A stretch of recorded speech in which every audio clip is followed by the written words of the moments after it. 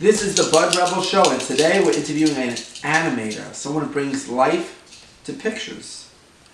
The gentleman is named Eric Halvorsen. Good evening, everyone. Eric, you are now an official animator, am I correct on that? That is correct, my good sir. So when was the first production that you did, animation work? Okay, so my first official animated project goes back to 2018 when I was finishing up college. This was a little Halloween short, which starred my friend Mike, too. He lent a voice there also as one of the main characters.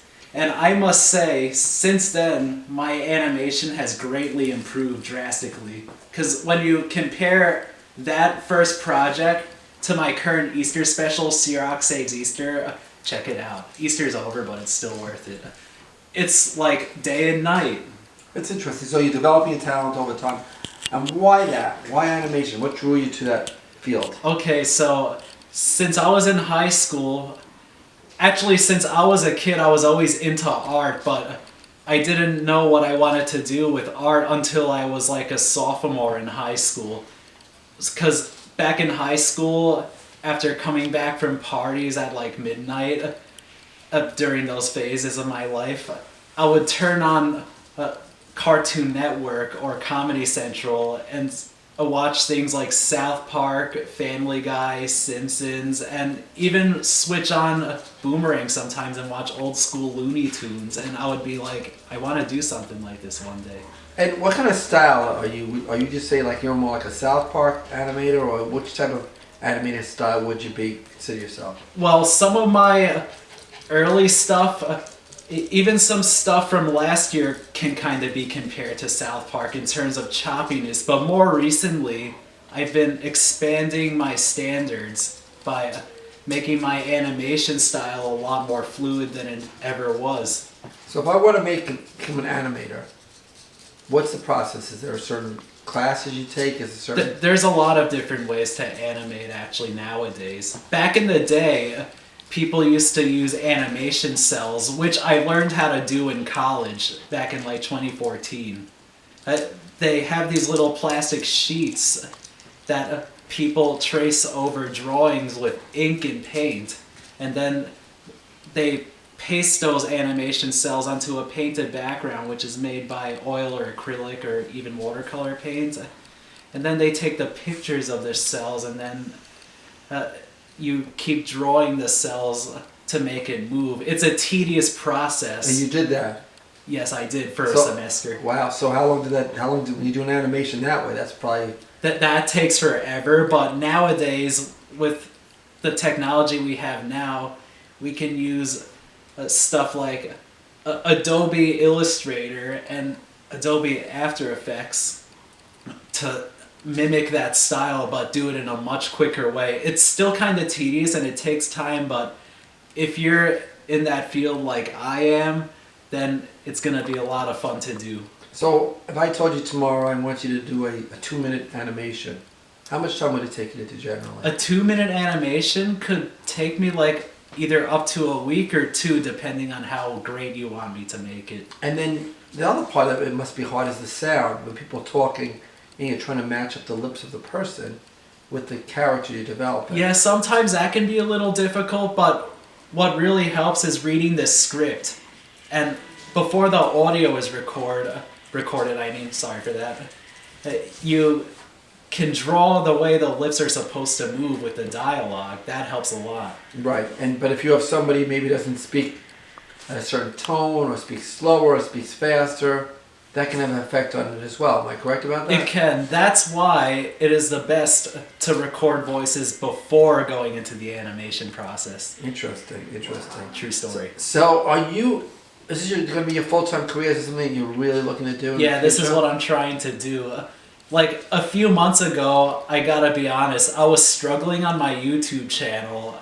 I had like no views at all. Well, maybe I'm exaggerating. I did have some views, but ever since I started networking more, taking more notes, and improving my style, I've seen a change in viewership. Like my most current project has gotten a lot more views than I could have imagined. That's great. That's really. I think animation, especially in the times that we're living in, with coronavirus, where it's hard to get actors, is probably much bigger than it used to be. I would even Well, say. I even do voices myself, and Well, so does my good friend Mike, who writes for you too. right. Well, that's pretty interesting itself. And is there any person that inspired you to do this work? Honestly, there are so many inspirations. I can go all night listing some, but if you're familiar with Looney Tunes, Chuck Jones had a lot to do with my animation style, like in terms of character design. You know who Chuck Jones is, right? Well, do you want to explain to the He audience? created Wile E. Coyote and Elmer Fudd, and did a lot of shorts with Bugs Bunny and Daffy Duck. Wow, that's interesting. Now, animation is also a route, I guess, to escape. Escape what? Well, I guess I would say when you draw animation, when you do something like that, it's a route to escape from, like, I guess, the world around you. Do you find that to be true? Like, Well, if things are falling, it gives you like a different place to be in when you're drawing and doing it. Do you find that to be, or is it things that you feel like you should? You feel like sometimes it's good that you have that little escape route from, I don't know, anything in life when you do that work. well, actually, no matter what, I feel like animation is just fun. I find pleasure out of it. Mm-hmm. That's really great. And in terms of animation, like 5 years from now, do you want to do like a feature film? Do you want to be working with Disney? Do you want to work? I mean, how do you see this going? Well, I would like. I'm actually currently producing a concept that I have been for a couple of years now. Once again, with my good friend Mike, who is a great writer and voice actor. We're developing a concept for an adult animated sitcom. I can't announce any titles yet because the title isn't officially chosen, but it stars a talking dragon named Searock, a talking robot named Ale, and a person with a superhuman strength and electrical powers named Zap.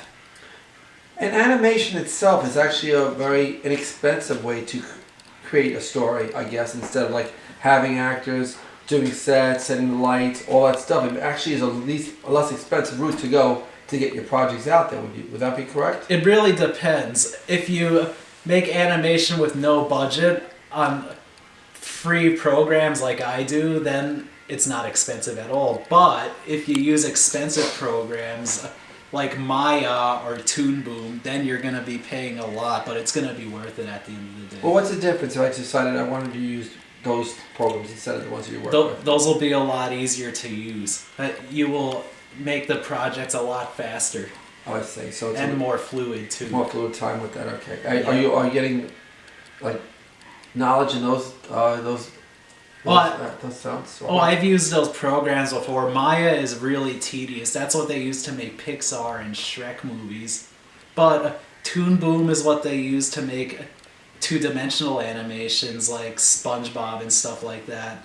And then what's the future? What's in animation in terms that you are there? I know there's three-dimensional animation and there's Yeah, that's what I just went So- over. Pixar and stuff like that's that. and is anything above that next? Is anything coming out? When I was amazed, by the way, I saw myself the new Spider-Man animated film, and I it think actually I know what it is. yeah. It's entered the Spider-Verse, right? I think so. I was just amazed as I was watching it. It was like, this seems like it's not even animated. It's so clear. It's not like it just felt like it was real. And I don't know how they did it, but it's like, do they need actors anymore? I know Almost. how they did it actually. They used an expensive program called Maya, but they also combined elements of three-dimensional animation with two-dimensional animation, which is really hard to do unless you're a very professional animator. Right. That's an interesting perspective on that. And other than animation, what else do you like to do? Is there any type of other creative pursuits that you're doing? Aside from animation, I am a multimedia artist. I actually sell some of my work on Fiverr. If anyone's familiar with Fiverr, I highly recommend it. So multimedia, want to tell me a little about that, by the way? Okay, multimedia can range from oil painting and acrylic painting, all types of painting, to even sculpting, drawing with mixed mediums like oil pastels, ink and paint. crayons So- and felt pens. So you're still an artist. You're an artist, a different type of artist also. You sell that material as well. That's correct. That's great. I mean, we can sell. Maybe I can put a painting on the wall one day. Yeah, let's do it. I'm up for it. Right. I That's could great. even draw you a giant dragon. Oh, maybe with a new project you bring. Oh, there's one of those up there. That'd be great. Definitely, man. And in terms of like your family life, are you inspired by anybody in your family? Or does anybody distract everything else? Honestly, I'm the only one so far in my diverse family who is remotely into being an animator. I'm the first. How many siblings do you come from? I have one sibling, but I have a huge family background from like all around the world. It's a long story. Really? Were you born in the United States? Yeah, I was. Okay. And your family background, where are they from? I'm just curious. Okay, so to say the least, I'm a Colombian, Norwegian, Filipino, and a lot of other things. It's an interesting combination. Wow. I know, right? It's really great. It's hard to find a mutant like me. Well, maybe that's why you put everything together and you get a great artist in the end of it, you know? Maybe that's why. I want to thank you all for joining the Bud Rebel show, and I'm really happy to have Eric. Eric, I give you a lot of credit. It takes a lot of time and inner soul to do this animation work. You know, you have to have a lot of patience, and we've seen a lot of your work, and it's really wonderful. Oh, I'm a very patient man. Well, it's really wonderful, and just keep it up. God bless, and thank you for joining the Bud Rebel show on the animation special. Have a good night, everyone. Thank you.